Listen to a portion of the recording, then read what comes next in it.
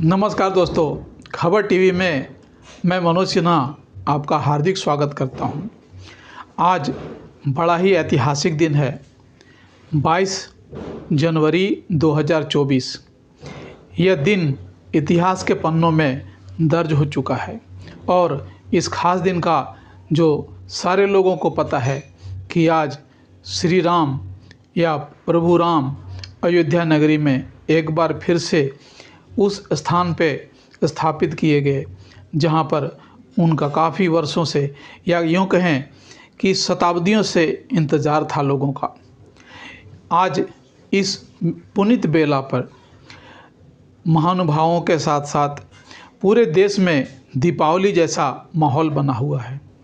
लोग दिए जला रहे हैं, खुशी मना रहे हैं और सबके बीच जय श्री राम का नारा ऐसे लग रहा है जैसे ये इस देश में जो सांस्कृतिक एक कहीं अवरोध था वो आज दूर हो चुका है और लोग खुले मन से आज इस नारे को, इस जय घोष को ले रहे हैं। मन में बड़ा ही उत्साह है और इस समय जो प्राण प्रतिष्ठा का दिन था उस दिन स्वयं प्रधानमंत्री नरेंद्र मोदी ने पूरे तरह से वैदिक आचरण करते हुए प्राण प्रतिष्ठा किया श्री रामलला का।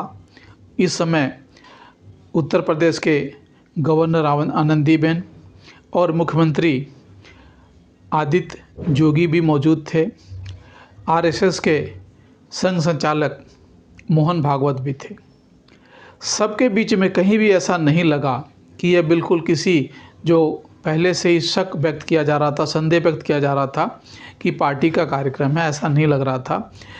लोगों के शक शुबा दूर करते हुए मंच से पहले उत्तर प्रदेश के मुख्यमंत्री आदित्य जोगी ने कहा कि आज इस सांस्कृतिक नगरी का एक जो इंतज़ार था वर्षों वर्षों से, आज वो सब संकट, वो सारे समाधान दूर हुए और जितने पुनीत तरीके से इसको स्थापित किया गया है रामलला की नगरी को, ये वर्षों वर्षों तक याद रखा जाएगा।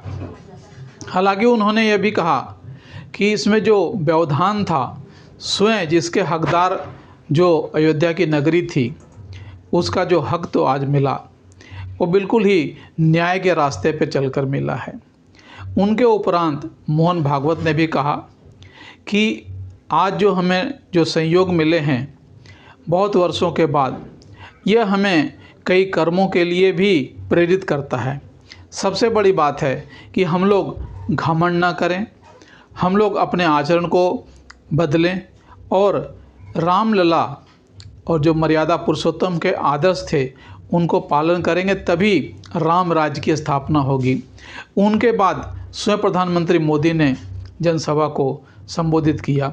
आज विशेष आमंत्रित लोग थे जिसमें इंडस्ट्रियलिस्ट, स्पोर्ट्स पर्सन और समाज के विभिन्न क्षेत्रों के लोग वहां मौजूद थे।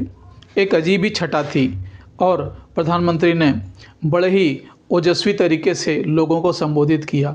उन्होंने गुणगान किया, रामायण में पढ़े हुए श्लोकों को बताया, उनके मतलब को बताया और आज की उनकी प्रासंगिकता को बताया कि रामायण और राम के आदर्श आज इस युग में कितने प्रासंगिक हैं।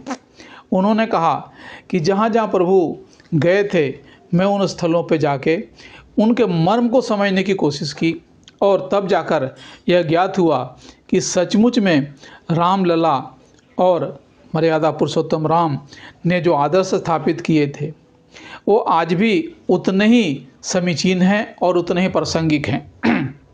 उन्होंने यह कहा कि देश चलाना, समाज चलाना और मानवीय मूल्यों का ख्याल रखना, यह सब कुछ उनसे सीखने की बात है।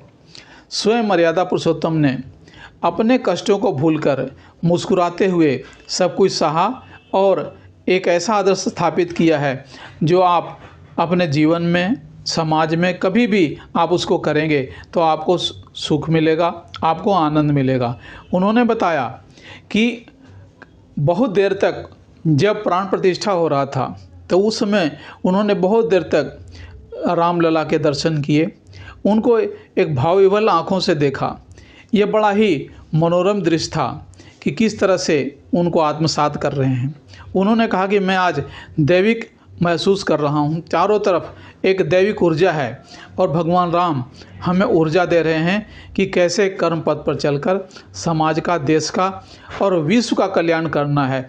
क्योंकि राम सिर्फ भारत देश के नहीं थे, वो पूरे मानव जाति के लिए थे और जहाँ भी मानवता है वहाँ पर श्री राम का गुणगान वर्षों वर्षों तक किया जाएगा। आज का दिन सचमुच में इतना ऐतिहासिक है और लोगों के दिलों की जो आस थी, जो प्यास थी, वो आज पूरी हुई। बातें फिर करेंगे, तब तक धन्यवाद, नमस्कार।